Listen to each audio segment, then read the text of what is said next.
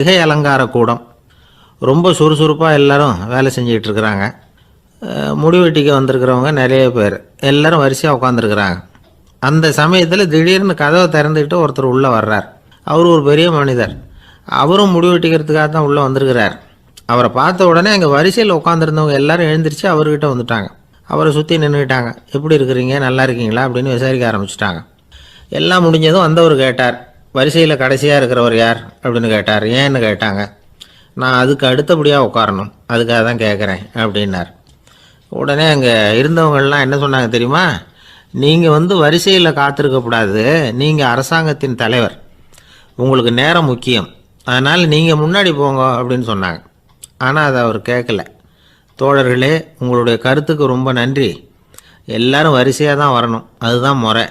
வரிசையில் வரணுங்கிற நடைமுறையை நானும் பின்பற்ற விரும்புகிறேன். நாம் எல்லாரும் சமமானவர்கள் அப்படின்னார். இப்படி சொல்லிவிட்டு வரிசையில் கடைசியாக இருந்த ஒரு நாற்காலியில் போய் உட்காந்துக்கிட்டார்.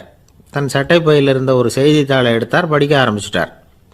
ஆனால் அங்கே இருந்தவங்களால் இதை பார்த்துக்கிட்டு சும்மா இருக்க முடியல. ஒருத்தர் எழுந்திரிச்சு வந்தார். ஐயா, இப்போ என்னுடைய முறை வந்திருக்குது, நான் தான் போக வேண்டிய முறை. உங்களை இங்கே காத்திருக்க வைக்கிறத விட ஒரு 5 ஆண்டுகளுக்கு கூட நான் முடிவெட்டிக்காமே இருந்துட முடியும் அப்படின்னார்.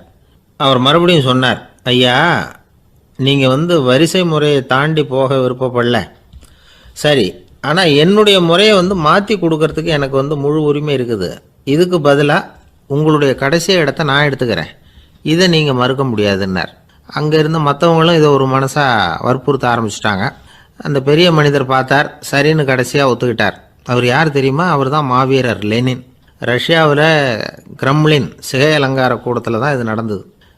எல்லாரும் இந்நாட்டு மன்னர்கள்னு வாயளவில் பேசுகிறதுல என்ன பிரயோஜனம்? நாம் எல்லாரும் சமங்கிறத நடைமுறையில் கடைபிடிச்சி காட்டினவங்க கொஞ்சம் பேர் தான். அவங்களில் ஒருத்தர் தான் லெனின்.